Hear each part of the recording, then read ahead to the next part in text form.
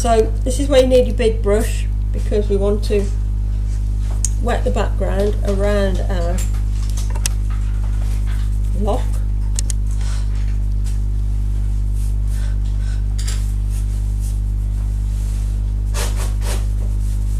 Just with clean water.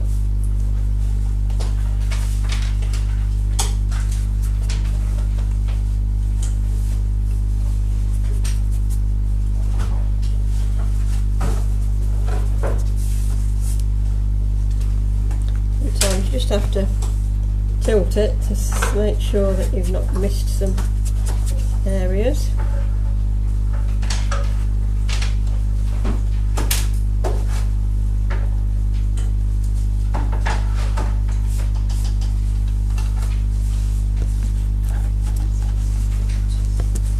And then I'm actually going to turn it that way because I find it easier to work like that than like that. So we're going to take a little bit of yellow ochre first of all. Like the whole of the background, yeah? Yeah, leaving the lock. Including the lock? No, not the lock. Leaving the lock. I just need a bit of a clean spot on my palette. Don't I? Well, I picked up a bit of red in my palette as well, but you always check the strength on your paper. So we don't want it too strong. We want a nice pale. I can't do it that way because I can't see where I'm putting my colours. So this is, I picked up a bit of red with this, unfortunately. I didn't mean to, but I've just put some where the sort of the lighter browny areas are. We'll just put some streaks, so it's all nice and wet, so it will run and blend. We don't want to get any hard lines yet. This is the background, and then I'm going to take my dark blue, like my Prussian blue, add a bit of your green to it.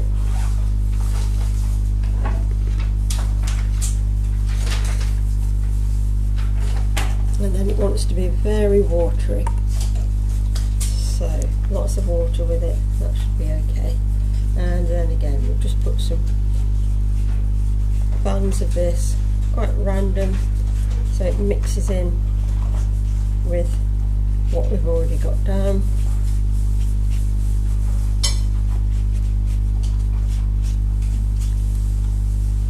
And working quickly so it doesn't have a chance to dry until we're happy with what we've got.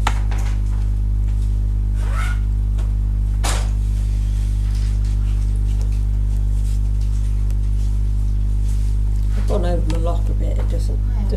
I've just gone over that one. Doesn't matter if you've done that, because we're going to go darker with it. And then really we just need to leave that.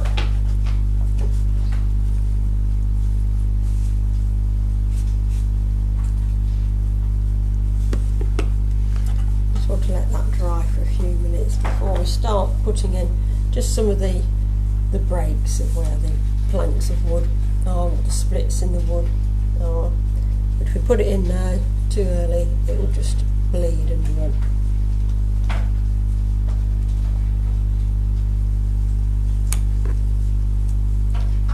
Just take that up to the edge there. You haven't put the green in yet, have you? So what's that? Have you? So I've put the yellow ochre Yes. and then a mix of your blue and green. Okay. So like your Prussian blue and a bit of meridian Got you. to make this slightly sort of turquoise colour. And then just again nice and thin. So we're just adding that background wash of colour. So it's random, it doesn't have to be exactly as it is on the picture. We're just you'd never do it the same anyways, and if you painted it like that the first time, you'd never reproduce it like that.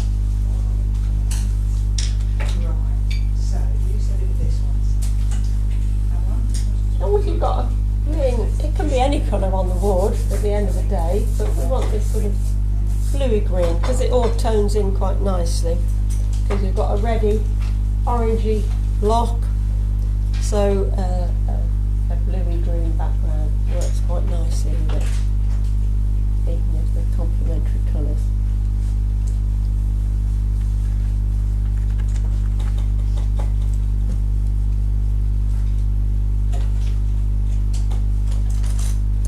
So I'm just tilting it to see how it's drying. Because some of it's drying, other bits are a little bit patchy, but impatience, you can't be impatient with watercolours, can you really? You do have to just, Bide your time. yeah.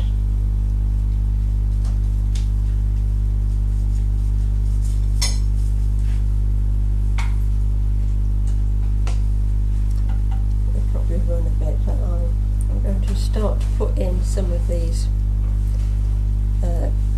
breaks in the wood. So I've got a rigger brush. Oh yes, it's really bleeding at the moment, but really should let it dry a bit more. But I'll just. Are you using burnt umber for the Yes, that's it.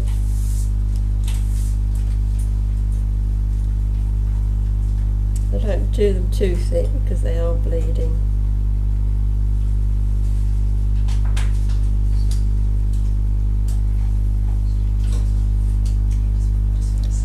Actually, now I'm painting it, I see I've not got that bit big enough really. That should be bigger, but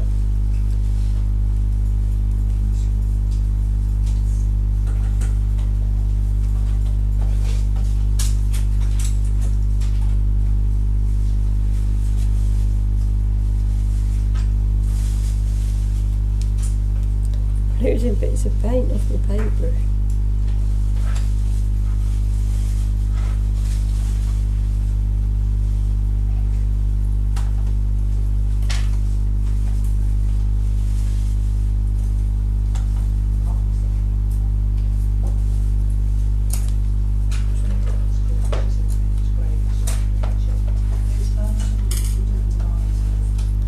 That's it. which is this colour? Just a dark, that's your dark brown. Just to suggest where they are. If it bleeds a bit, it doesn't really matter for this. Because we need to enhance those afterwards. So I'm just going to get the paint that's come off the handle of the paintbrush. Yeah. Dark brown. It's not critical which. Could be sepia, could be Van Dyke. We just need to leave that and let that dry for a bit.